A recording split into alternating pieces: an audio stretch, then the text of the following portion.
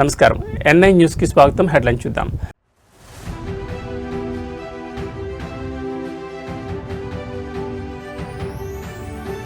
కేరళ ఎన్నికల బరిలో Revanth Reddy Congress star campaigner గా దూకుడు.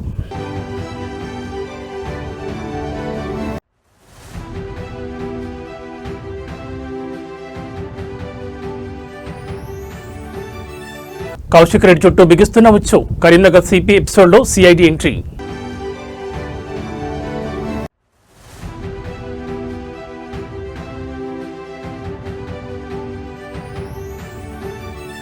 దద్దరిల్లుతున్న పశ్చిమాసియా. యుద్ధ జ్వాలలో ఇరాన్, అమెరికా.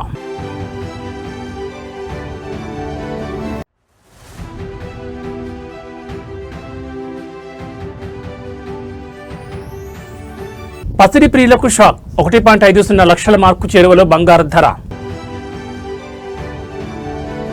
ఇక డీటెయిల్స్ చూస్తే వచ్చే నెలలో కేరళ అసెంబ్లీ ఎన్నికలు జరగనున్నాయి. ఈ నేపథ్యంలో ప్రధాన పార్టీలు ప్రచారంలో బిజీగా ఉన్నాయి. కాంగ్రెస్, బీజేపీ అగ్రనేతలు రాష్ట్రంలో సుడిగాలి పర్యటన చేస్తున్నారు. ఇతర రాష్ట్రాలకు చెందిన ముఖ్య నేతలు సైతం కేరళ ఎన్నికల ప్రచారంలో పాల్గొంటున్నారు. ఈ క్రమంలో కాంగ్రెస్ పార్టీ ప్రచారాన్ని మరింత బలోపేతం చేయడానికి తెలంగాణ ముఖ్యమంత్రి రేవంత్ రెడ్డి రంగంలో దిగుతున్నారు. ఇవాళ సాయంత్రం ఆయన కేరళకు బయలుదేరనున్నారు. అక్కడ 2 రోజుల పాటు విస్తృతంగా ఎన్నికల ప్రచారం నిర్వహించనున్నారు. రేవంత్ రెడ్డిని కేరళ ఎన్నికల కోసం స్టార్ క్యాంపెయినర్ గా కాంగ్రెస్ పార్టీ నియమించింది. ఈ నేపథ్యంలో ఆయన పలు ప్రాంతాల్లో పార్టీ అభ్యర్థుల తరపున ప్రచారం చేయనున్నారు. ఆయన ప్రచారం పార్టీకి కొత్త ఊపు తీసుకొస్తుందని నేతలు భావిస్తున్నారు. ఇదిలా ఉంటే తెలంగాణకు చెందిన మరో కీలక మంత్రి శ్రీధర్ బాబు కూడా కేరళకు బయలుదేరనున్నారు. ఆయనకు ఎర్నాకుళం, హోసూర్ జిల్లాల ఇన్ఛార్జ్ బాధ్యతలను అప్పగించారు. ఏప్రిల్ 7 వరకు అక్కడే ఉండి ప్రచారం కొనసాగించనున్నారు. ఇప్పటికే రెవెన్యూ శాఖ మంత్రి పొంగులేటి శ్రీనివాసరెడ్డి కేరళంలో ప్రచారం ప్రారంభించారు. పత్తనంతిట్ట జిల్లాలోని ఆడూరు, ఆరుణ్మల నియోజకవర్గాల్లో ఆయన పార్టీ అభ్యర్థుల తరపున ప్రచారం చేస్తున్నారు. ఆయన కూడా ఏప్రిల్ 7 వరకు అక్కడే ఉండనున్నారు. తెలంగాణ నేతల ఈ భారీ ప్రచారం కేరళలో కాంగ్రెస్ పార్టీకి ఎంతవరకు లాభం చేకూరుస్తుందో చూడాలి. మరి బీఆర్ఎస్ ఎమ్మెల్యే పాడి కౌశిక్ రెడ్డి చుట్టూ ఉచ్చు బిగిస్తోంది. కరీంనగర్ పోలీస్ కమిషనర్పై వివాదాస్పద వ్యాఖ్యలు చేసిన కేసులో ఆయనకు సిఐడి అధికారులు నోటీసులు జారీ చేశారు. వచ్చే నెల ఏప్రిల్ 4వ తేదీన హైదరాబాద్లోని సిఐడి ప్రధాన కార్యాలయంలో విచారణకు హాజరు కావాలని ఆ నోటీసుల్లో పేర్కొన్నారు. ఈ ఏడాది జనవరి 29వ తేదీన ప్రసిద్ధ పుణ్యక్షేత్రం సమ్మక్క సారక్క జాతర వద్ద తీవ్ర ఉద్రిక్తత చోటు చేసుకుంది. ఆ సమయంలో జరిగిన గొడవ నేపథ్యంలో కరీంనగర్ పోలీస్ కమిషనర్ను ఉద్దేశించి కౌశిక్ రెడ్డి అనుచిత వ్యాఖ్యలు చేశారని పోలీసులు కేసు నమోదు చేశారు. విధి నిర్వహణలో ఉన్న ఉన్నతాధికారి పట్ల అగౌరవంగా ప్రవర్తించారన్న ఆరోపణలు ఆయనపై ఉన్నాయి. మొదట స్థానిక పోలీసులు దర్యాప్తు చేసిన ఈ కేసును ప్రభుత్వం తదుపరి విచారణ నిమిత్తం సిఐడికి అప్పగించింది. ఈ క్రమంలోని సిఐడి అధికారులు ప్రాథమిక ఆధారాలను సేకరించి ఎమ్మెల్యేకు నోటీసులు పంపించారు. ఏప్రిల్ 4న జరిగే విచారణలో కౌశిక్ రెడ్డి వివరణ తీసుకోనున్నారు. గత కొంతకాలంగా అధికార పక్షంపై నిప్పులు జరుగుతున్న కౌశిక్ రెడ్డికి ఈ నోటీసులు రావడం రాజకీయంగా హాట్ టాపిక్ గా మారింది. ఇది కక్షపూరిత చర్య అని బీఆర్ఎస్ శ్రేణులు విమర్శిస్తుండగా చట్టం తన పని తాను చేసుకుపోతుందని అధికార వర్గాలు పేర్కొంటున్నాయి. నోటీసుల నేపథ్యంలో ఎమ్మెల్యే కౌశిక్ రెడ్డి ఎలా స్పందిస్తారో అన్నది ఇప్పుడు ఆసక్తికరంగా మారింది.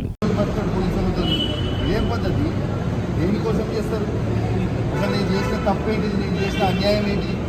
ప్రజల కోసం బరాబర్ ఆ క్వారీలో ఇబ్బంది అవుతుంది. ఇల్లీగల్గా నడుస్తుంది క్వారీ. అది రేవంత్ రెడ్డి బేనామీ, సీతక్క బేనామీ, కడియం శ్రీహరి బేనామీ, ఎమ్మెల్యే నాగరాజ్ బేనామీ. వాళ్ళ బేనామీలకి కొన్ని ఇందులో రాస్తున్నారు.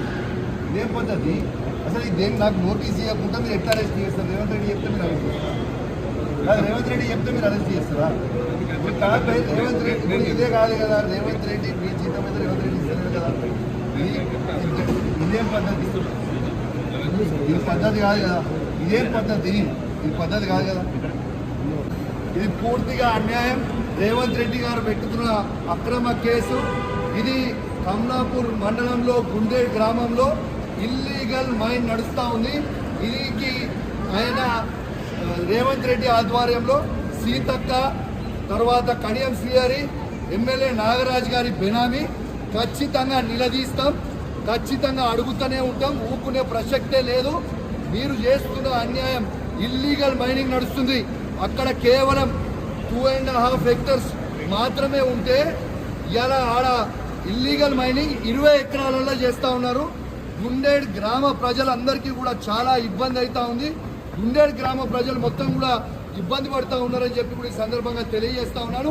ఆ ప్రజలు ఇలా హెల్మెట్లు పెట్టుకొని మరి హెల్మెట్ పెట్టుకొని మరి చేసి వైసీపీ నేత మాజీ మంత్రి కాకాని గోవర్ధన్ రెడ్డికి ఆంధ్రప్రదేశ్ హైకోర్టు నోటీసులు జారీ చేసింది. బెయిల్ షరతులను ఉల్లంఘిస్తున్నందున ఆయన బెయిల్ రద్దు చేయాలని కోరుతూ సర్వేపల్లి టీడీపీ ఎమ్మెల్యే సోమిరెడ్డి చంద్రమోహన్ రెడ్డి దాఖలు చేసిన పిటిషన్పై నిన్న హైకోర్టులో విచారణ జరిగింది.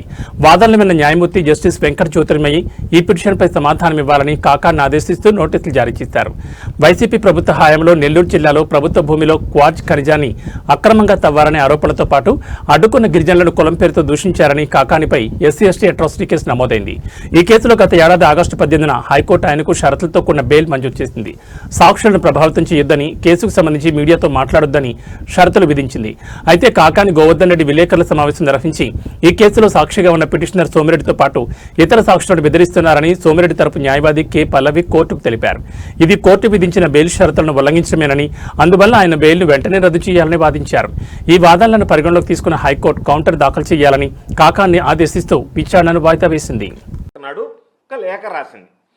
దానిని మీకు అతి తక్కువ ధరకే, అంటే దాదాపుగా ₹2.49 ఈరోజు మన రాష్ట్ర ప్రభుత్వం కొనుగోలు చేస్తున్నటువంటిది, దేశ వ్యాప్తంగా చూసినా సరే అతి తక్కువ ధరగా భావించేటువంటి ₹2.49 అతి తక్కువ ధరకే ఇస్తామని చెప్పి ఆంధ్ర రాష్ట్రానికి సెకి solar energy corporation of India లేఖ రాయడం జరిగింది. ఆ రోజు ఆలోచన చేశారు. జగన్మోహన్ రెడ్డి గారు తీసుకున్నటువంటి నిర్ణయం కాదు, క్యాబినెట్లో చర్చించారు. దాని మీద అధికారులందరూ కలిసి ఒక కమిటీగా ఏర్పడి రిపోర్ట్ ఇచ్చారు. ఆ రిపోర్ట్లను ఆధారంగా చేసుకున్న తర్వాత అంతిమంగా దానిని ఆమోదించడం జరిగింది. కాబట్టి జగన్మోహన్ రెడ్డి గారు ఒక్కరేనో, జగన్మోహన్ రెడ్డి గారు మిగతా వాళ్ళు వద్దంటే జగన్మోహన్ రెడ్డి గారు ప్రమేయంతో జరిగింది అనేటువంటిది ఈరోజు కొంతమంది మాట్లాడుతుంటే నవ్వాలనో ఏడవాలనో తెలియనటువంటి విడ్డూరమైనటువంటి పరిస్థితి. కాబట్టి 15వ తేదీ రేఖ రాసిన తర్వాత ₹2.49 మేము విద్యుత్ ఇస్తామని చెప్పి వాళ్ళు ప్రకటించిన తర్వాత జగన్మోహన్ రెడ్డి గారు ఆలోచన చేశారు. ఈరోజు మనం 9 గంటలు గతంలో మాదిరి కాకుండా ఉచిత విద్యుత్ ఇస్తున్నాం రైతులకి. రైతుల ప్రయోజనాలను కాపాడాలి అంటే తక్కువ ధరకి విద్యుత్ ఇస్తే ఈరోజు మరలా చూస్తే విద్యుత్ కనెక్షన్లు ఆగిపోయాయి. ఎందుకు ఆగిపోయాయి? చంద్రబాబు నాయుడు విద్యుత్ కనెక్షన్లకు సబ్సిడీ వాళ్ళ భారం పడుతుంది కాబట్టి కనెక్షన్స్ రిలీజ్ చేయడం ఆపేశారు. పాపం ఈరోజు రైతులు పొలవమని కార్యాలయాల చుట్టూ తిరుగుతున్నారు. అయ్యా మాకు విద్యుత్ కనెక్షన్లు ఇవ్వండి, మీకు విద్యుత్ అవకాశం కల్పించండి, ఉచిత విద్యుత్ కింద వాడుకోవడానికి రైతులు ఇబ్బంది పడుతున్నామంటే ఈరోజు రిలీజ్ చేసి ఆపేశారు, బ్యాన్ ఉంది అని చెప్పి వాళ్ళ కొత్త కనెక్షన్లు ఇచ్చేటువంటి పరిస్థితి లేదు. కాబట్టి వాటిని అన్నింటినీ అధిగమించాలి. ఎవరు అడిగితే వాళ్ళకి కనెక్షన్ ఇవ్వాలి, ఎవరు అడిగితే వాళ్ళకి ఉచిత విద్యుత్తు అందుకునేటువంటి అవకాశం కల్పించాలనేటువంటి లక్ష్యంతో రైతుల జీవన ప్రమాణాలు పెంచాలనేటువంటి ఒక ఆలోచన చేసి ముఖ్యమంత్రిగా జగన్మోహన్ రెడ్డి గారు 9 గంటల పాటు ఇవ్వాలనేటువంటి ఆలోచనతో ఆ రోజు ఒక నిర్ణయం తీసుకున్నాడు. 6400 మెగావాట్లకు సంబంధించి సౌర విద్యుత్ కేంద్రం ఏర్పాటు చేయాలని చెప్పి ఆంధ్ర రాష్ట్రంలో ఒక నిర్ణయం తీసుకున్నారు. ఆ నిర్ణయం తీసుకుంటే ఆ నిర్ణయానికి కూడా తూట్లు పొడిచింది చంద్రబాబు నాయుడు గారి కోర్టుకు పంపించి దాన్ని చిన్నంగా న్యాయపరమైనటువంటి చిక్కులు దానికి సృష్టించి దానిని ఆపించాడు. సైబర్ నేరగాళ్ల ఉచ్చులో సామాన్యులు చిక్కుకోకుండా ఉండాలంటే బ్యాంక్ అధికారుల అప్రమత్తే అత్యంత ముఖ్యం. సైబర్ నేరాల కట్టడిలో బ్యాంకర్ల పాత్రే కీలకమని హైదరాబాద్ సిపి విసి సజ్జన స్పష్టం చేశారు. బ్యాంకులకు వచ్చే కస్టమర్ల ప్రవర్తనలో ఏదైనా అసాధారణ మార్పులుంటే, అంటే ఎవరైనా కస్టమర్ అకస్మాత్తుగా భారీ మొత్తంలో నగదు విత్డ్రా చేస్తున్నా లేదా చాలా ఆందోళనకరంగా కనిపిస్తున్నా వెంటనే వారిని అప్రమత్తం చేయాలని బ్యాంకర్లకు సూచించారు. ముఖ్యంగా టెక్నాలజీపై పెద్దగా అవగాహన లేని వృద్ధులు, పెన్షనర్లు మోసపోకుండా చూడాల్సిన బాధ్యత అందరిపై ఉందన్నారు. ఒకవేళ ఏమైనా లావాదేవీల మీద అనుమానం కలిగితే ఆలస్యం చేయకుండా వెంటనే 1930 నెంబర్ కానీ లేదా 100 కానీ సమాచారం అందించాలని పిలుపునిచ్చారు. అందరికీ పేరు పేరు నమస్కారాలు. సైబర్ క్రైమ్స్ పైన చాలాసారి మీ అందరితో మాట్లాడడం జరిగింది, చాలా అడ్వైజర్స్ కూడా ఇవ్వడం జరిగింది. ఎందుకో మనం ఎంత ప్రచారం చేసినా, ప్రతి ఇంటింటికి వెళ్ళి మనం ప్రచారం చేసినా ఇంకా ఇది తగ్గలేదు. ఈ మధ్యలో నేను కొంతమంది విక్టిమ్స్ తోని మాట్లాడడం జరుగుతుంది, అట్లానే బ్యాంకర్స్ తో మాట్లాడాను, కొంతమంది తెలిసిన వాళ్ళతో కూడా మాట్లాడడం జరిగింది. చాలా మందికి మన జరుగుతున్న బయట ప్రపంచంలో జరుగుతున్న క్రైమ్ గురించి, సైబర్ క్రైమ్ గురించి అవగాహన లేదు. తెలంగాణ పోలీసు మరియు హైదరాబాద్ సిటీ పోలీసు, మన సైబర్ క్రైమ్స్ టీమ్స్ ప్రతిసారి కూడా ఏదో ఒక ఆఫెన్స్ అయినప్పుడు, మనకు ఎవరినో అరెస్ట్ చేసినప్పుడు మనము ప్రెస్ రిలీజ్ చేయడం జరుగుతుంది, అడ్వైజరీ ఇవ్వడం జరుగుతుంది. మన electronic plus print media friends కూడా చాలా కవర్ చేస్తున్నారు. వాళ్ళందరూ కూడా ధన్యవాదాలు తెలుపుతూ, ప్రజలందరూ కూడా వాళ్ళు ఇచ్చే ప్రతి ఒక్క కేసుని క్షుణ్ణంగా మీరందరూ కూడా చదవాలి, వేరే వాళ్ళకి చెప్పాలి. ఎందుకంటే ఇది మనము ప్రజల చైతన్యవంతం అయితేనే ఈ సైబర్ క్రైమ్స్ ను మనం ఆపొచ్చు, లేదంటే లేదు.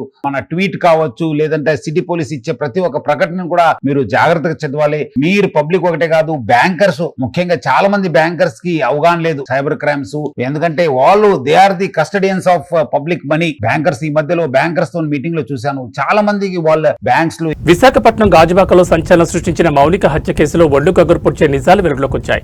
ప్రేమ, పెళ్లి, వివాహేతర సంబంధం చివరకు ఒక యువతి దారుణ హత్యకు దారితీసిన ఈ ఘటన స్థానికంగా తీవ్ర కలకలం రేపుతోంది. అసలు ఒక నేవీ అధికారి ఇంతటి కిరాతకానికి ఎలా ఒడిగట్టాడు? రవీంద్ర అనే నేవీ అధికారికి 2021లో ఓ డేటింగ్ యాప్ ద్వారా మౌనికతో పరిచయం ఏర్పడింది. అది కాస్త ప్రేమగా మారింది. అయితే 2024లో రవీంద్ర మరో యువతిని వివాహం చేసుకున్నాడు. పెళ్లైనప్పటికీ మౌనికతో తన సంబంధాన్ని కొనసాగించాడు.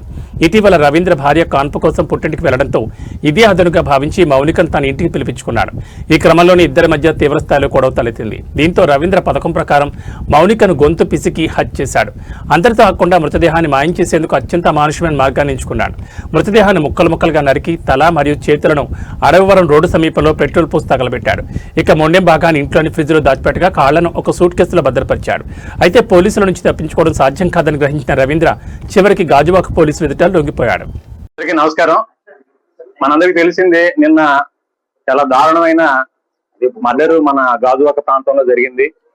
ఇందులో మౌనిక అని చెప్పేసి 30 సంవత్సరాల అమ్మాయి, అమ్మాయిని మరి ఇండియన్ నేవీలో పనిచేసే ఈ చింతాడ రవీంద్ర అన్న అతను దారుణంగా నరికి చంపాడు. దానికి నేపథ్యం ఏంటంటే, వీళ్ళకి 2021 నుంచి ఈ అమ్మాయికి ఈ రవీంద్రకి పరిచయం ఉంది. ఈ రవీంద్ర కావాలనే ఉద్దేశంతోనే డేటింగ్ యాప్ ద్వారా ఈ అమ్మాయిని పరిచయం చేసుకున్నారు. పరిచయం చేసుకుని 2021 నుంచి కూడా ఈ రిలేషన్షిప్ కంటిన్యూ అవుతా ఉంది. 2024 ఇతనికి పెళ్లి అయింది. పెళ్లి అయినప్పటికీ కూడా ఈ అమ్మాయితో మరి రిలేషన్షిప్ కంటిన్యూ చేశారు. మరి ఈ మధ్య ఆవిడ అతని వైఫ్ ప్రెగ్నెంట్ అవడం వలన డెలివరీ కోసంగా పుట్టింటికి వెళ్ళింది. ఆ నేపథ్యంలో ఇంకా అతను అమ్మాయిని పిలిపించుకోవడం, ఒక రిలేషన్ కంటిన్యూ చేయడం జరిగింది. అయితే వీళ్ళిద్దరి మధ్య చిన్న గొడవలు స్టార్ట్ అయినాయి. ఆ గొడవల్లో ఆ అమ్మాయిని ఏదో రకంగా చంపేయాలన్న ఉద్దేశంతో అతను నిర్ణయించుకున్నాడు. నిన్న ఆ ఉద్దేశంతోనే నిన్న అతను అమ్మాయిని ఇంటికి పిలిపించుకున్నాడు. అప్పుడు ఇది మన ఎల్వి నగర్ లో, గాజువాక ఎల్వి నగర్ లో కీర్తి ఎన్క్లేవ్ ఫ్లాట్ నంబర్ 102 దాంట్లో ఇతను ఉంటాడు. అతను ఒంటరిగా ఉంటున్నాడు ఇప్పుడు ప్రజెంట్. అమ్మాయిని పిలిపించుకొని పథకం ప్రకారంగా అమ్మాయితో గొడవ పెట్టుకొని అమ్మాయిని గొంతు పిసికేసాడు. అంటే చెప్పిన ప్రకారం ఏంటంటే ముక్కు నోరు మూసేసి సఫికేషన్ చేసి చంపేశాడు. చంపేసిన తర్వాత అతను ఈ డెడ్ బాడీని ఏ విధంగా డిస్పోజ్ చేయాలో అర్థం కాక దాన్ని కావాలనే ఉద్దేశంతో అతను ఒక కత్తి తీసుకొని ఆ బాడీని 3 ముక్కలు చేశాడు అనమాట. గొంతు, తల, చేతులు, మొండి అన్ని కూడా సెపరేట్ చేశాడు. సెపరేట్ చేసేసి కాళ్ళన్నీ కూడాను ఒక సూట్ కేసులో ప్యాక్ చేశాడు. అదేవిధంగా మొండి భాగం ఫ్రిడ్జ్ లో పెట్టాడు. ఈ తల, చేతుల్ని మరి అంటే 1 by 1 డిస్పోజ్ చేయాలన్న ఉద్దేశం అతని ఉద్దేశం. దాన్ని ఏం చేశాడంటే అతను బ్యాగ్ లో పెట్టుకొని తమిళనాడు దివంగత ముఖ్యమంత్రి జయలలితకు చెందిన హైదరాబాద్ లో నివాసాన్ని అధికారులు సీజ్ చేశారు. నగరంలోని ప్రముఖ ప్రాంతమైన శ్రీనగర్ కాలనీలో ఉన్న ఈ ఇంటికి సంబంధించి భారీగా పన్ను బకాయిలు పేరుకుపోవడమే ఇందుకు కారణమని తెలుస్తోంది. సుమారు 83 లక్షల మేర ఇంటి పన్ను చెల్లించకపోవడంతో జీహెచ్ఎంసీ అధికారులు చర్యలు తీసుకున్నట్లు సమాచారం. సినీ రంగం నుంచి రాజకీయాల్లోకి ప్రవేశించి తమిళనాడు ముఖ్యమంత్రిగా చెరగాని ముద్ర వేసిన జయలలితను ప్రజలు పురచ్చి తలైవి అమ్మ అని అప్యాయంగా పిలుచుకుంటారు. ఆమె మరణించే సమయానికి కూడా సీఎంగానే బాధ్యతలు నిర్వర్తిస్తున్నారు. జయలలితకు దేశవ్యాప్తంగా పలుచోట్ల విలువైన ఆస్తుల విషయం తెలిసిందే. గతంలో ఆమెపై నమోదైన ఆదాయానికి మించిన ఆస్తుల కేసు దేశవ్యాప్తంగా సంచలనం సృష్టించింది. ఆ కేసు విచారణలో భాగంగా స్వాధీనం చేసుకున్న బంగారం, నగదు, ఆస్తుల పత్రాలను అధికారులు ఇప్పటికే ట్రంకు పెట్టెలో భద్రపరిచి తమిళనాడు ప్రభుత్వానికి అప్పగించారు. తాజాగా హైదరాబాద్ లో నివాసానికి సంబంధించిన పన్నులు చెల్లించకపోవడంతో అధికారులు సీజ్ ప్రక్రియను పూర్తి చేశారు.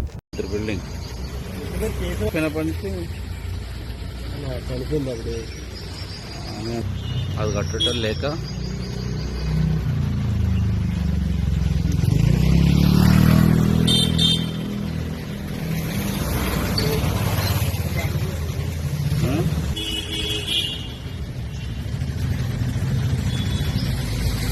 అన్నదాతను అకాల వర్షం కోలుకోలేని దెబ్బతీసింది. ఆరుగాలం కష్టపడి పండించిన పంట చేతికొచ్చే సమయానికి వరుణుడు కన్నెర చేయడంతో రైతుల ఆశలు అడియాసలయ్యాయి. జనగామ వ్యవసాయ మార్కెట్లో వేల క్వింటాళ్ల మొక్కజొన్న వర్షపు నీటిలో తడిసి ముద్దవడం ఇప్పుడు అందరినీ కలిచివేస్తోంది. జనగామ మార్కెట్ యార్డ్లో ఎటు చూసినా నీళ్లే కనిపిస్తున్నాయి. సరైన డ్రైనేజ్ సౌకర్యాలు లేకపోవడంతో మార్కెట్ కాస్త చెరువును తలపిస్తోంది. అమ్ముకుందామని రైతులు తెచ్చిన వేల క్వింటాళ్ల మొక్కజొన్న కుప్పలు వర్షపు నీటిలో కొట్టుపోతున్నాయి.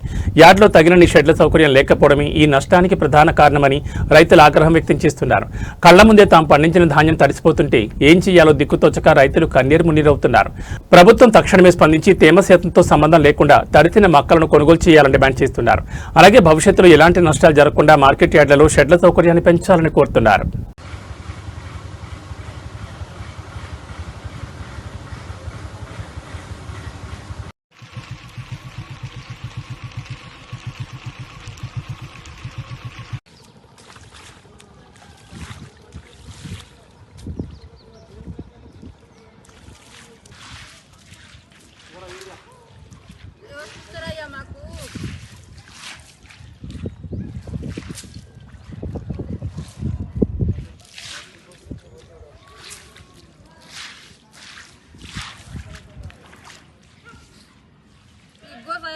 మాకు ఏం చేయాలయ్యా? గోసాతోటి చేసినాం కానీ ఏం లేదు, నీళ్ళల్లో పాలు చేసినాం.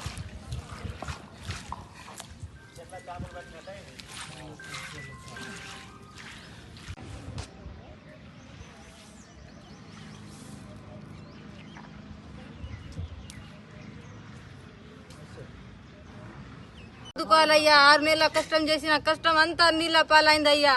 మాకు మా పిల్లలు జల్లలు మేము దీని మీదనే ఆధారపడి బతుకుతున్నాం అయ్యా. మాకు ఆదుకోవాలయ్యా, మీరు పుణ్యం ఉంటుందయ్యా, ఆదుకోవాలి. ఎంత కష్టం చేసినాం, నీళ్ళతోటి రాత్రి వాన వస్తే మొత్తం నీళ్ళ నిండినాయి అయ్యా. మాకు ఆదుకోవాలి, ప్రభుత్వం ఆదుకోవాలయ్యా. ఎండ పోసినాం రా, అనుకోకుండా రాత్రి వర్షం పడి మొత్తం తడిసింది మొక్కలు. మా పరిస్థితి ఎట్లా? మాకు గవర్నమెంట్ సాయం చేయాలి. మా గోసలు ఎట్లా, మా బాధలు ఎట్లా, పని మొత్తం పెట్టుబడి పెట్టి మాకు గోస మా పిల్లలు ఎట్లా బతకాలి, మేము ఎట్లా బతకాలి? మేము ముసలోళ్ళు పని చేసి మేము చచ్చిపోయినాం, ఎట్లా బతకాలి? మేము మొత్తం తడిసింది మొక్కలు. రాత్రి అనుకోకుండా వచ్చి మొత్తం ఆగం అయింది. మా మొక్కలు అన్ని తడిసిపోయినాయి. ఇగో మేము సస్తనం వానలో తడిసి ఏం చేయాలి? మేము గవర్నమెంట్ ఇంత సాయం చేయాలి మాకు.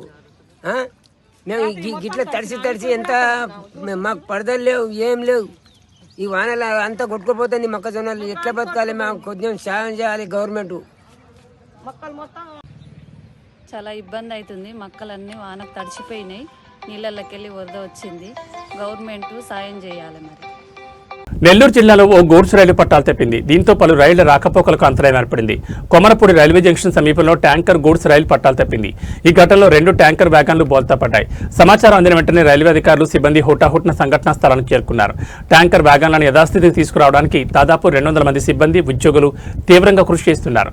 గూడ్స్ రైలు విజయవాడ నుంచి తిరుపతి వెళ్తుండగా కొమరపూడి రైల్వే జంక్షన్ వద్ద ఈ ఘటన జరిగింది. ఈ ప్రమాదం కారణంగా విజయవాడ, తిరుపతి, విజయవాడ, చెన్నై, కొమరపూడి జంక్షన్, కృష్ణపట్నం మధ్య నడుస్తున్న రైళ్ల రాకపోకలకు తాత్కాలిక అంతరాయం ఏర్పడింది. ప్రస్తుతం కొన్ని రైళ్లు ఆలస్యంగా నడుస్తున్నాయి. దీంతో ప్రయాణికులు కొంత ఇబ్బంది పడుతున్న పరిస్థితి. రైల్వే బృందాలు ట్రాక్ మరమ్మతులు, వ్యాగన్లను తొలగించే పనులను వేగవంతం చేశాయి. పనులను త్వరితగతిన పూర్తి చేసి సాధారణ సేవలను పునరుద్ధరించేందుకు అన్ని చర్యలు తీసుకుంటున్నట్లు రైల్వే అధికారులు తెలిపారు.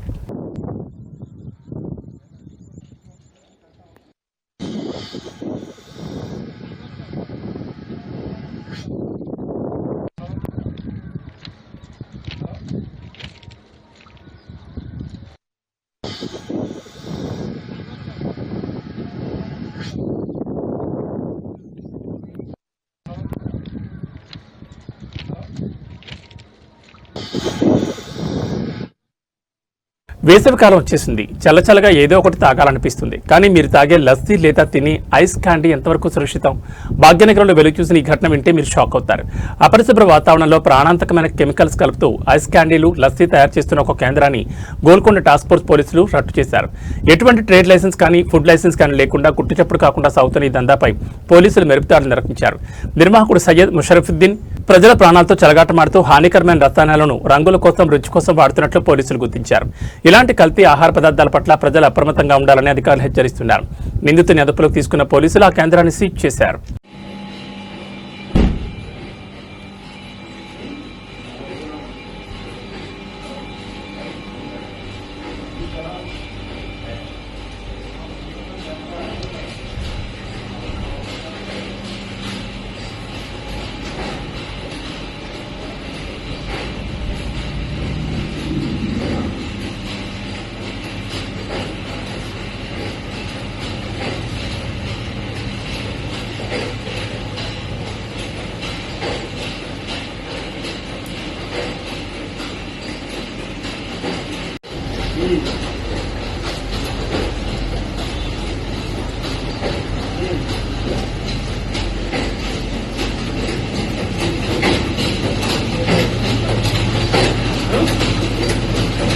నగరంలో బైక్ స్టంట్లు చేస్తూ ప్రాణాల మీద తెచ్చుకోవడమే కాకుండా సామాన్య ప్రజలను భయభ్రాంతులు గురిచేసే పోకిరీల ఆకడాలు మితిమీరిపోతున్నాయి.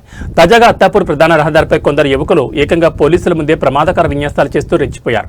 అయితే వారి ఓవరేషన్ ఎంతోసేపు సాగలేదు. అత్తాపూర్ పోలీస్ స్టేషన్ పరిధిలో పెట్రోలింగ్ నిర్వహిస్తున్న పోలీసుల కళ్ల ముందే కొందరు యువకులు బైకులపై వేగంగా దూసుకొచ్చారు. హెల్మెట్లు లేకుండా ట్రాఫిక్ నిబంధనలు గాలి కొదిలేసి ఒకే బైక్పై ప్రమాదకరంగా వెళుతూ స్టంట్లు చేయడం ప్రారంభించారు. ఇంతటితో కాకుండా తమ సాహసాలను మొబైల్ ఫోన్లలో చిత్రీకరిస్తూ పోలీసులనే సవాల్ చేసేలా ప్రవర్తించారు.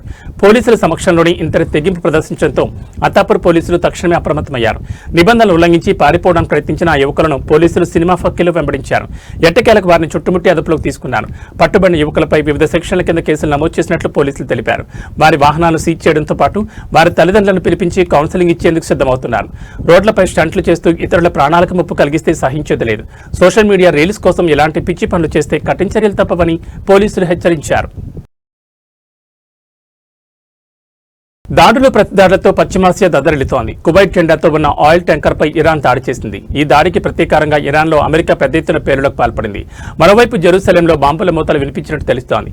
ఇరాన్ నుంచి దూసుకొచ్చిన పలు మిసైళ్లను అడ్డుకున్నట్లు సౌదీ ప్రకటించింది. యుద్ధం సగం ముగిసిందని, ఇక ఇరాన్ యురేనియం నిల్వలపై దృష్టి సారించనున్నట్లు నెతన్యాహు వెల్లడించారు.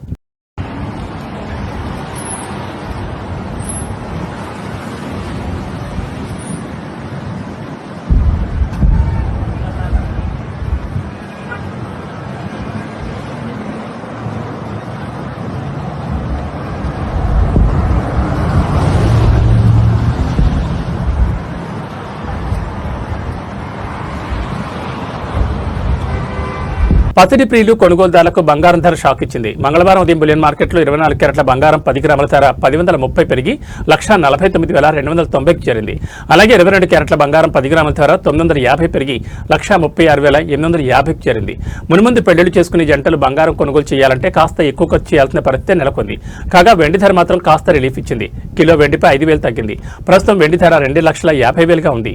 సాధారణంగా డాలర్ పెరిగితే బంగారం తగ్గాలి, కానీ ఈ రోజు పరిస్థితి వేరుగా ఉంది. నిన్న డాలర్ విలువ 95 రూపాయలకు పైగానే ట్రేడ్ అయిన విషయం తెలిసింది. ఈ రోజు బంగారం ధర తగ్గుతుందని భావించిన వారికి షాక్ తగిలినట్లయింది. ప్రస్తుతం మధ్యప్రాచ్యంలో నెలకొన్న యుద్ధ వాతావరణం, ఉద్రిక్తతలు పెట్టుబడిదారులను భయపెడుతున్నాయి.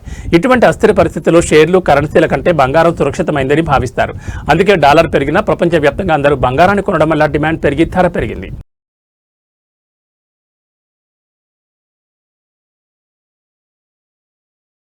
ఈ బులెటిన్ విశేషాలు మరో బులెటిన్లో మళ్ళీ కలుసుకుందాం. నమస్కారం.